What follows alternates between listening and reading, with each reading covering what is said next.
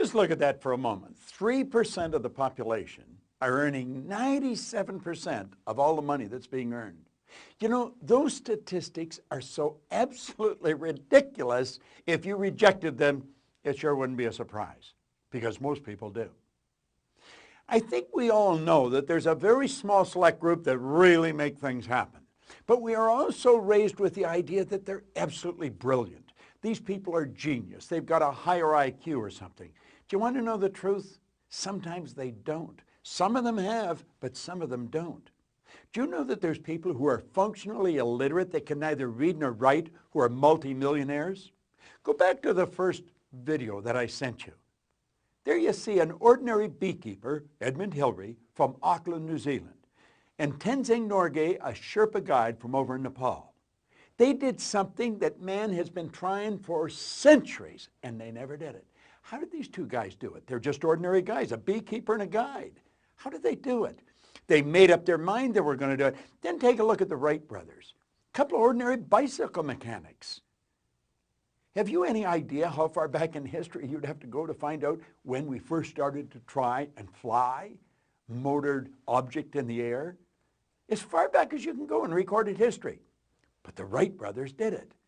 How did they do it? They did it because they decided they were going to do it. Just ordinary guys, bicycle mechanics.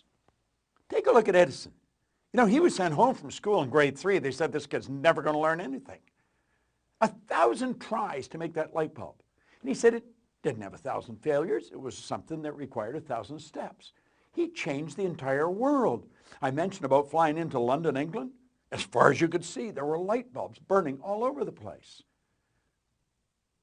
Now, granted, Dr. Wernher von Braun is considered the father of the space program, and President John Kennedy was no slouch. But they got us to the moon because they made a decision to do something that most people thought couldn't be done. Now think about this for a moment. Ordinary people doing extraordinary things. If you're anything like me, you probably see yourself as a very ordinary person. I know I did. I knew Edmund Hillary. I got to know him. I got to work with him on 2 or 3 occasions. And you know something? He was a very ordinary guy. He was a big guy. The only difference I saw in him and anybody else is his size. He was a huge man. He shook hands, his hand wrapped right around you. All of those people I mentioned saw themselves as just very ordinary people. But they did not let the thinking of the masses control their life. They didn't let the programming in their subconscious mind control them. Now, in the second video, I talked about paradigms. And you know, when I finished, if you had asked me, I'd have thought, yeah, I think I explained that fairly well. But when it was all over, Ashley, the lady that's working on the camera here, she said, well, what are paradigms? And I knew I had missed the mark. You see, if the student doesn't understand, you don't blame the student, you blame the teacher. I am communicating the idea, and I never got it across well. Now, I pointed out it's a multitude of habits. That's really what it is. A paradigm is subconscious conditioning. We're programmed genetically. That's why we look so much like our relatives. And then we're programmed environmentally. Do you know, if you took a baby out of a home in America, a white Anglo-Saxon English-speaking home, and put it in the suburbs of Beijing, that baby would grow up fluent in Chinese with no knowledge of the English language, or vice versa. See, we're conditioned by our environment. Almost all welfare recipients, 3rd, 4th, 5th generation welfare recipients. Well, you know, every now and then, someone, like myself, breaks out of their environment. They change things. And I'm suggesting you can do that. Now, I don't care if your income's 100, 200. I'll show you how to take it over $1 million. You may have had every diet in the books. And I don't really know much about diets. But I do know a whole lot about the body and the mind. And the body is an instrument of the mind. I'll show you how to take the weight off and keep it off. Because you're not going to lose weight. When you lose something, you're programmed to look for it. We're going to release it. And how about relationships? Do you know there's a secret to relationships? There really is. Make the other person feel like the most important person in the world. Forget yourself. Give yourself to them. You say, well, that's kind of tough. I know. That's part of the paradigm. We're going to show you how to change all that. Have you any idea how programmed you actually are? You know, I just have to look at myself. Somebody say, what time do you get up? I get up 5:30 every morning. Every morning. You think, some days I think, well, I'm going to sleep in tomorrow. 5:30, I'm out of bed. When I wake up, I get up. And you know, I wash my hair, dry my hair, but before I dry my hair, I shave. Very rarely do I shave after I dry my hair. Why? It's a routine. When you get dressed, how do you get dressed? I would feel very uncomfortable in a teaching setup without a suit. Now you see people today in jeans, sandals, and sweatshirts, but that's not my paradigm. We're conditioned to comb our hair the way we comb it, to walk the way we walk, to talk the way we talk. That's what a paradigm is. A paradigm is a multitude of ideas that are fixed in your subconscious mind. Now I'm going to ask you to think, what time do you get up? You say, well, I get up at different times. No, you probably don't. You probably get up at the same time, just about the same time every day. And when you do get up, what do? What do you do? And if you're living with someone, what do they do? You see, there's a routine, and you don't mess with the other person's routine. Usually people are fairly quiet in the morning, and they go about their routine. Do you know, if a person's late for work, they're almost always late for work. If a person's early, they're almost always early.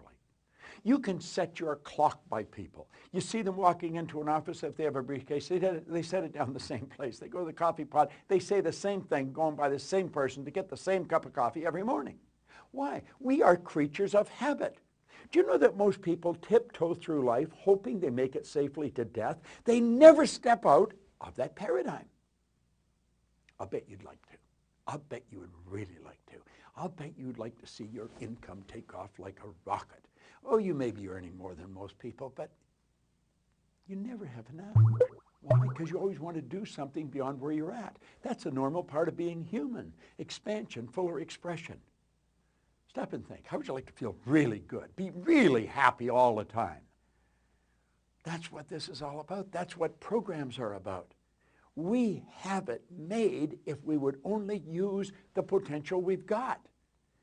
Well, you see, when I changed like night and day. I went from 4,000 to over 1 million. I wasn't happy with the fact I changed. I had to know why. It took me 9 years, but I figured it out. And for the last 43 years, I have been teaching this all over the world. Now, we usually go in and teach it in corporations.